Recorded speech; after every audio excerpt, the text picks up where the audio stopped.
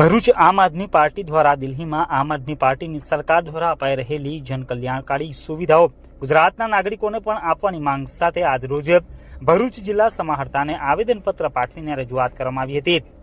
ભરૂચ જિલ્લા આમ આદમી પાર્ટી દ્વારા કલેક્ટરને આવેદનપત્ર પાઠવવામાં આવ્યું હતું, જેમાં જણાવ્યા અનુસાર ગુજરાતમાં છેલ્લા 30 વર્ષથી ભાજપનું એક ચક્રી શાસન ચાલે છે। પંચાયતથી લઈને વિધાનસભાઓ સુધી ભાજપ રાજ કરે છે। આટલા લાંબા સમય દરમિયાન કોઈ પાર્ટી શાસનમાં રહે તો એ રાજ્યની મોટાભાગની સમસ્યાઓનું નિરાકરણ થઈ જવું જોઈએ, પણ આમ છતાંય ગુજરાતમાં મોંઘવારી અને બેરોજગારીનો દર ઊંચો છે।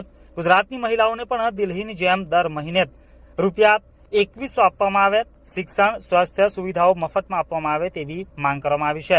આજરોજ ભરૂચ જિલ્લા આમ આદમી પાર્ટીના પ્રમુખ પિયુષ પટેલની આગેવાનીમાં ભરૂચ જિલ્લા કલેક્ટર કચેરી ખાતે આવેદનપત્ર પાઠવીને રજૂઆત કરવામાં આવી હતી।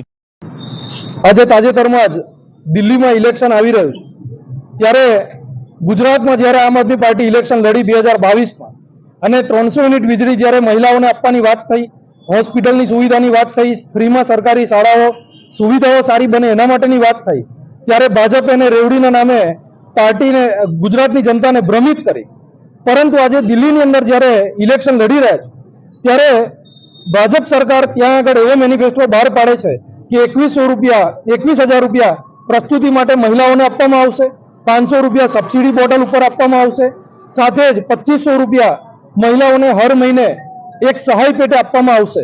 ત્યારે આ સવાલ છે ગુજરાત સરકારને, ભાજપ સરકારને કે ગુજરાતમાં 30 વર્ષથી તમે શાસન કરો છો તો ગુજરાતની જનતાને, ગુજરાતની મહિલાઓ સાથે કેમ તમારો અન્યાય થાય છે? એના માંગ સાથે આજે મુખ્યમંત્રીને સંબોધી અને ભરૂચ કલેક્ટર સાહેબને આવેદનપત્ર પાઠવવા માટે આવ્યા છે।